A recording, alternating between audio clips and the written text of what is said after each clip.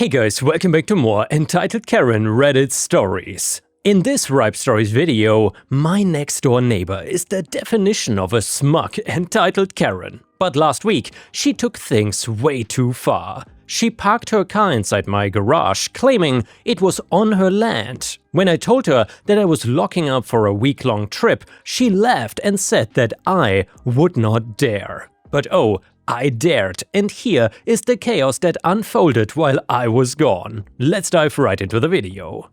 And the first one is the title story, which is titled Mega Karen Neighbor Parked Inside My Garage, so I barricaded the doors and locked her in. So for context, I've lived in my house for about 6 years now. It is a nice, quiet suburban neighborhood with one massive exception, my next door neighbor. For the sake of this post, we will call her the Neighborhood Karen, because she fits every single stereotype to a T. My property has a detached, oversized 2-car garage that sits towards the back of my lot. It is a great space. I use half of it for working on my hobbies and storing my tools, and the other half is usually kept clear. The garage sits relatively close to the property line separating my lot from hers. Because of the way the lots were plotted back in the 1950s, my garage is positioned about 3 feet inside my actual property boundary. For years, Karen has insisted that this garage actually sits on her land. I don't know what kind of mental gymnastics she performed to reach this conclusion, but she has been vocal about it since the day I moved in.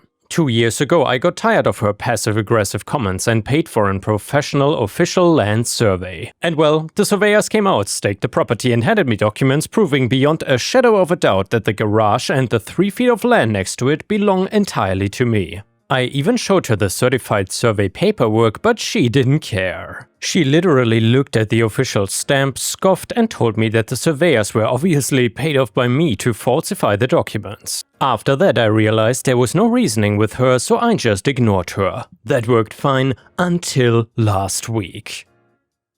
So I had been planning a week-long boating trip with 3 of my closest buddies for months. We had rented a cabin up near a massive lake about 4 hours away, and I was bringing my boat. The plan was to spend 7 full days out on the water, drinking beer, fishing, and completely disconnecting from the world. The morning of the trip, I was running around like a madman trying to get everything packed. I had my garage doors wide open because I was hauling heavy coolers, fishing gear, life jackets, and tackle boxes out to the driveway. My boat was already hooked up to my buddy's heavy-duty truck, which was parked down the street to keep the driveway clear while we loaded up. Around 9 in the morning, I realized I had forgotten to buy a specific extension cord and some extra oil for the boat motor. There was a local marine supply store about 20 minutes away. I figured I would run out quickly, grab the items, and then be back soon. Because I lived in a safe neighborhood and was only gonna be gone for a brief moment, I left the main roll-up garage door wide open. I figured it would save me the hassle of opening and closing it again when I returned with the heavy oil jugs, but that was my very first mistake. When I drove back into my driveway 20 minutes later, I stopped dead in my tracks. There was a vehicle parked directly inside my garage. It was not just blocking the driveway, it was fully pulled into the left bay of my garage, sitting right next to my tool benches, so I got out of my truck completely dumbfounded. As I stood there staring at the car, I heard the front door of Karen's house slam open. She walked down her steps and had this incredibly smug, self-satisfied look on her face. Can I help you?" I asked, trying to keep my voice level. She took a slow sip of her coffee, smirked, and then crossed her arms. "No, but I'm helping myself. My driveway is being resealed today. The contractors are coming in an hour and they told me I cannot park on my driveway or the street directly in front of my house for the next 3 days while the sealant cures." Okay, I said, but why is your car inside my garage? "It is not your garage," she said. "We've been over this. This structure sits on my property line. Since my driveway is out of commission and this building is technically on my land, I'm just using it. It's only fair." I stared at her, genuinely wondering if she was having some sort of cognitive episode. "Karen, we looked at the survey. The garage is 3 feet inside my property line. It is my building. You cannot just park your car inside my private building without my permission. Move it away." She scoffed and waved her hand dismissively. "I'm not moving it." And by the way, guys, if you would be faced with such an awful, entitled Karen, what would you have done first if you were in OP's situation? Honestly, I'm wondering if someone parks in your private garage, Are you allowed to destroy the car or at least damage it without any repercussions? I'm really curious, to be honest. I mean, usually it seems like if someone trespasses on your property, in America at least, you can pretty much do whatever you want. So in this case, I'm not really sure if the castle doctrine also applies to cars. Let me know in the comments what you would have done. And also, I would really appreciate it if you could subscribe to the channel, like the video, and leave a comment to help with the YouTube algorithm. Thank you so much for supporting real voice creators. Karen then further said, I have a lot of errands to run later this week and I'm not parking my luxury vehicle 3 blocks away on the main road where it could get scratched. It's staying right there. You do not even use that side of the garage anyway. Well, I'm leaving for a week-long boating trip in exactly 30 minutes. I want her, my voice dropping an octave. I lock this garage up tight when I'm gone.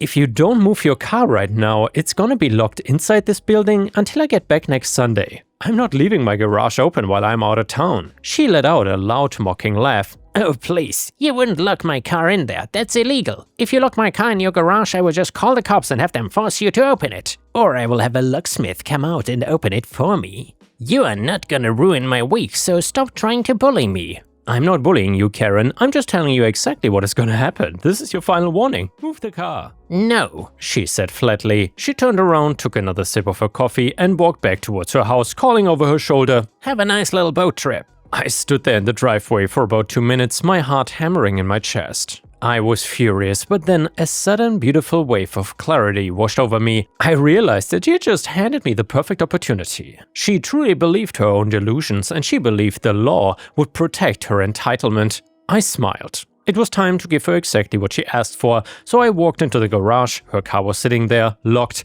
I looked at the heavy steel roll-up garage door.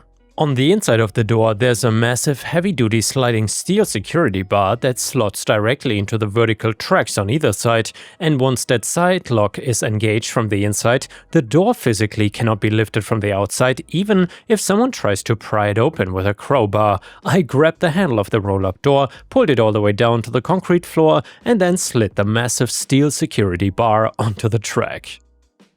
I heard a heavy metallic clunk as it locked into the place. The main entrance was now completely sealed. Next, I walked over to the side man door. This is a solid wood door with a heavy-duty deadbolt. I stepped outside into the narrow alleyway between our houses, closed the door, and locked the deadbolt with my key. But I didn't stop there. I had a heavy-duty steel chain and a massive weather-resistant padlock in my truck. So I looped the chain through the heavy steel handle of the side door, wrapped it tightly around the sturdy wooden support post of the exterior overhang, and snapped the padlock shut. To ensure there was absolutely no ambiguity about what was happening, I went to my truck and grabbed a plastic sleeve. Inside, I placed a brightly colored piece of paper where I'd written in bold permanent marker, "Private property, no trespassing. This garage and land belong exclusively to the owner of the adjacent property. Any attempt to force entry, damage locks, or alter the structure will be prosecuted to the fullest extent of the law as burglary and criminal mischief." I taped this plastic sleeve securely to the exterior of the side door, right next to the padlock and chain, but I wanted to be absolutely certain that she couldn't try anything sneaky. So I walked over to my heavy-duty work truck. It is a massive older Ford F-250 truck that I use for my construction side jobs, and I started the engine, put it in reverse, and backed it up right against the main roll-up garage door. I parked it so close that there was literally less than 2 inches of clearance between my rear bumper and the garage door. I engaged the parking brake, locked the truck doors, and pocketed the keys. Even if someone somehow managed to bypass the internal slide locks on the roll-up door, they would not be able to lift it more than an inch before hitting the solid steel bumper of my heavy diesel truck. Just as I finished, my buddy pulled up in his truck with the boat trailer hooked up to the back. My 2 other friends were in the cab, grinning and waving. "You ready to go, man?" my buddy yelled out the window. "The fish are waiting." "Oh, I'm more than ready," I said, tossing my duffel bag into the back of his truck. "You have no idea how ready I am." Well, as I climbed into the passenger seat, I looked over at Karen's house. She was standing by her front window, holding her coffee mug, watching us. I gave her a cheerful, friendly wave, but she just glared at me through the glass. We pulled away and my week-long vacation officially began. Now, I'm not a reckless person. I knew that Karen would try to throw a tantrum or something, so I made sure my security camera was fully operational. I have a high-definition Ring camera mounted on the front of my house, and another camera pointing directly at my driveway, and a third camera aimed at the side door of the garage. All of them feed directly to an app on my phone, and they record every single movement.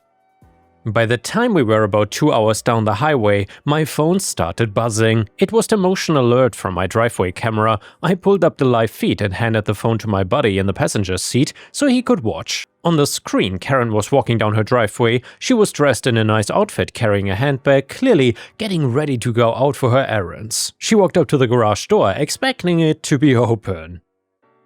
Well, when she saw my massive F-250 parked flush against the door, she stopped dead in her tracks. She walked around to the sideman door, and through the camera feed we watched her discover the heavy chain, the padlock and the plastic sleeve taped to the door. She stood there reading the sign for a long moment. Even on the low-resolution phone screen, I could see her face turning a bright, angry shade of red. She pulled out her phone and immediately started dialing. Oh, here we go. My buddy laughed, passing the phone around the truck so everyone could see. She's calling the cops. Yeah, let her, I said, smiling as I watched the road. There's nothing they can do. About 45 minutes later, my phone buzzed again. A local sheriff deputy cruiser had pulled into my driveway. I opened the app and turned on the audio feed so we could hear what was happening, and Karen was practically vibrating with rage, gesturing wildly at my truck and my garage. The deputy, a calm-looking older man, listened patiently as she ranted. "He locked my car in his garage," she shrieked, her voice echoing through the security camera microphone. "He actually locked it. He has locked me out of my own life. I have doctor appointments, I have grocery shopping to do, and my vehicle is being held hostage in there. You need to break that lock and get my car out." The deputy walked over to the side door of the garage. He looked at the chain, the padlock, and then spent a good 2 minutes reading the plastic sleeve, and then he walked over to the front of my house looking at the house number and compared it to the documents in the sleeve. He turned back to Karen and said, "Ma'am, is this your property?" "The garage is on my property line," she insisted, her voice cracking. "It is a shared structure.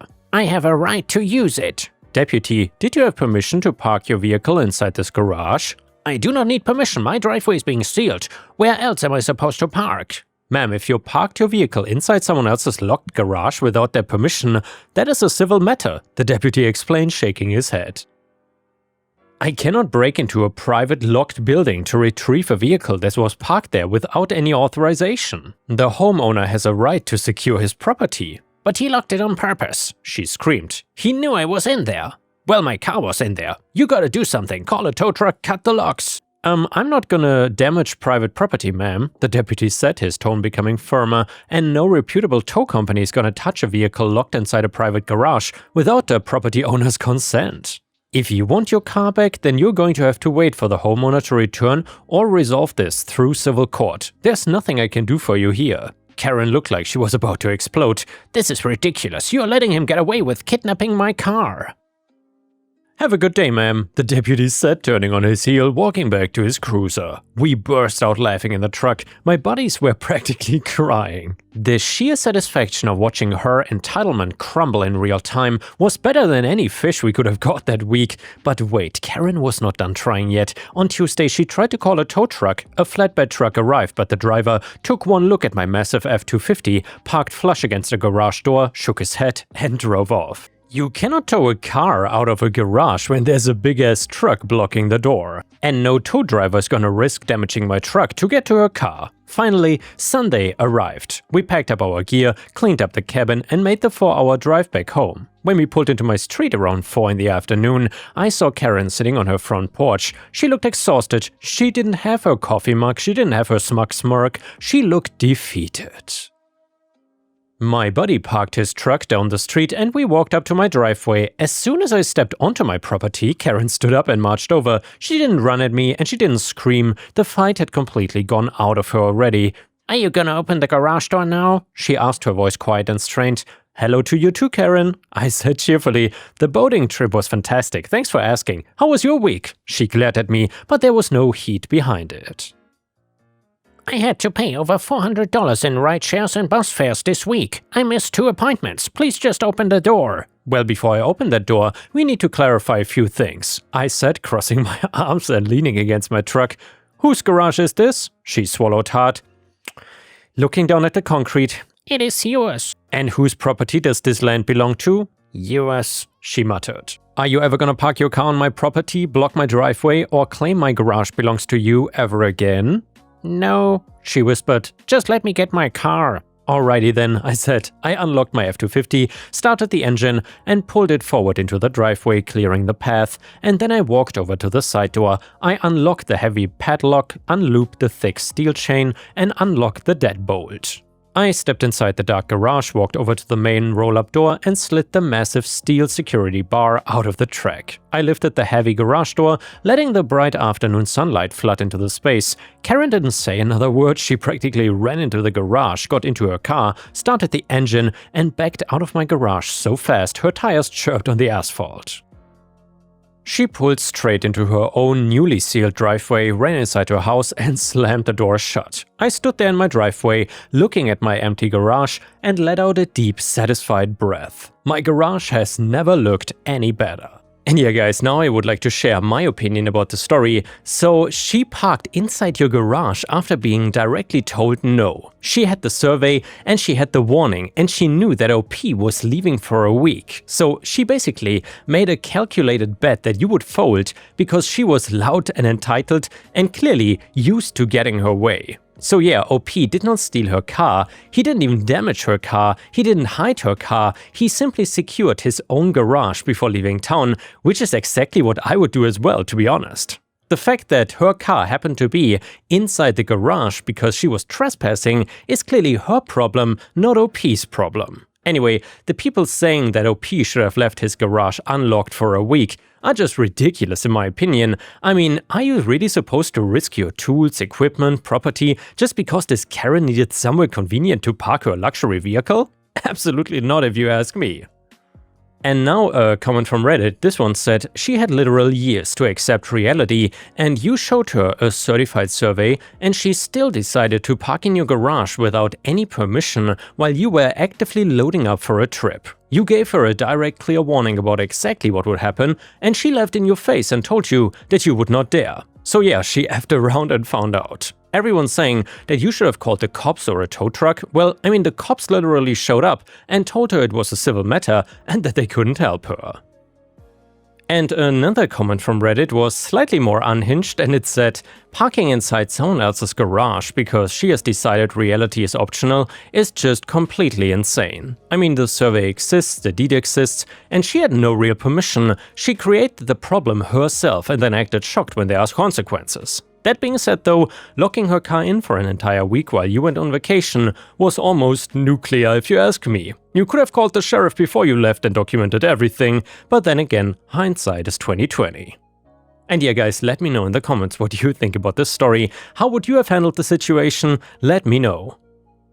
And the next one is a crazy nuclear revenge story, and it is titled, "He scoffed at me, so I got him fired and sent back to his country." So let me preface this by saying that I do feel somewhat bad about the events that transpired, but it would be eating my conscience to say I didn't do it on purpose, because, well, I did. I started my first full-time job when I was 20, fresh off college and ready to take on the world. I resided in a Middle Eastern country where people got brought in frequently by employers and one mistake could cost them everything. I was outside this because I was a resident of the place despite not being from there. Sounds like Saudi Arabia or Dubai or something. Anyway, if someone has a better clue on where this story takes place, let me know in the comments. Either way, when I first started, I got along very well with my coworkers, despite the fact that he came off as a lot of bad things for me. We tried hanging out, but the more I got to know him, the more disgusted I became about him. In our office, we have a portable Wi-Fi that he took with him every day, free internet, and I never commented on this because I have my own, I can afford it, and so can he. More on this later.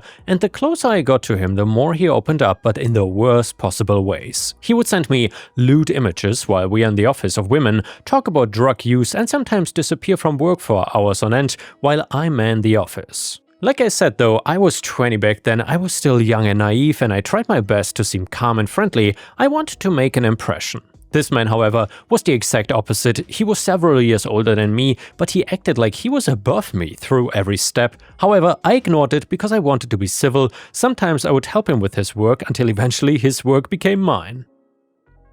He would just expect me to do it without even lending me a hand. I didn't say anything though, I just did it. His missing from the office became more frequent though. Sometimes he would only be at work for a measly 2 hours out of 9, popping in and out, and the office manager is too chicken crap to say anything to the general manager. And then there's the lateness where I would come in on time every day and he would come an hour late. But still, I kept my mouth shut. And by the way, guys, for some reason that reminds me of Jordan Schlansky from the Conan show. Does anyone remember that guy? And how he prepares his body in various ways? Anyway, I'm sure Jordan was a better person than the guy in this story. Anyway though, it escalated to him adjusting attendance records, so it seems like he's not absent, even though his absences were actually quite frequent. Unfortunately, he was put in charge of that too. I remained quiet throughout all of this, remained civil, until finally I spoke to the general manager about pursuing a different line of work. I was always into graphic design and they needed to get some work done, so I offered to do it.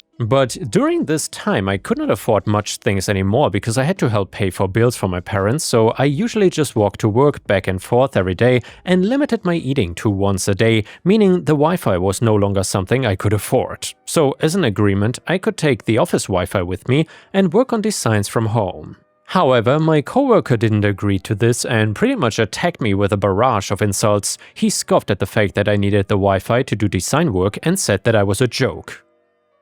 I've suppressed the majority of what the conversation held, but it went something like this. Me, I just need it tonight, you can have the Wi-Fi tomorrow. Him, why? It is not yours. Me, I need to do some design work. Yeah, me too. I need to do that too, so leave it here. I could not remember much of what else he said, but there was a scoff after he said that, and he made fun that my design sucked and that I should just stop while I'm ahead. My blood boiled and I reached a point of no return. I immediately phoned the office manager and talked about the situation and how if I don't get the Wi-Fi, I'll complain to the general manager who did in fact give me his blessing, unlike this turd. He immediately called my coworker and told him to give me the Wi-Fi, which he did, and that was that, except I'm a petty person and I'm not about to let some a-hole get off with a slap on the wrist. The next day I went to the head office and had a meeting with the general manager. Basically, I spoke to him about all the misconducts this guy had, how he's always late, never in the office, and changes his absences, steals money sometimes, etc. I spilled my heart out on all his wrongdoings, showing the messages and photos I was sent during the shift that I never asked for, and how I'm doing all of his work. It escalated to a point where he got brought into the main office for a meeting where I proceeded to berate him in front of the manager, and he could only try to defend himself, but I was prepared. It turns out the office manager never even spoke to the general manager about his misconduct. Afterwards, he was brought back to the office having been yelled at by both me and the general manager, and I could say that is where it ends, except it is not. So after he left, the general manager realized if I'd been doing all the work, then why didn't I say anything? Well, I responded that I was simply there to work and to help. However, with what just happened and the fact that this guy was getting paid more than me, I've decided that if he's here, then I won't be staying in the company. I gave him a choice, it's either me or this guy.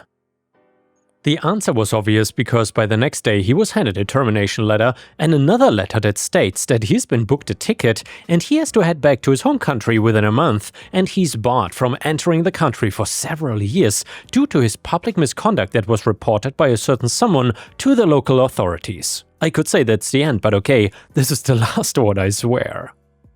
See, he had a girlfriend back home, a fiancé, more like whom he has been cheating on, and funny enough, he added me on Facebook when we first met, and she proceeded to add me too because he talks about me to her. Well, our messages weren't just inappropriate, it showed details of him cheating on her, with me questioning him if that's a good idea. Every screenshot sent, all the photos of the women he's been with sent. She was livid and I kept apologizing for keeping her in the dark, but I thought she deserved to know at least. I have not spoken to her since, but judging from the fact that her Facebook status no longer states she's engaged to him, it's enough of a confirmation. I sent him one last thing before blocking him on every social media we've been connected in. You deserve this, craphead. It's been several months since then, and I'm thriving at work. I got a raise and I have better co-workers and I'm getting a promotion. As for him, well, he's out there somewhere in the world, who knows, who cares, right? We are no longer in the same country, so whatever else happens to him no longer phases me, though he did once send me a photo of his fake Italian ID because he was planning on illegally migrating there next year. I'm on the fence if I should send it to the authorities in Italy or not, just as a precaution. I might consider migrating there at some point as well. And the next one is a malicious compliance story, which is titled, "You have to stay until 6 p.m. So about 10 years ago now, I worked the FIFO lifestyle, and it was great. We would work 8 days on, get 6 days off, and on the days we worked it would be 12-hour shifts, and ours was 6 a.m. until 6 p.m. Anyway, we got this manager, and they were good at first, but over time they became more strict. One day, we were leaving at 5:55 p.m., which was very common for us as we carpooled from camp to site about 5 kilometers away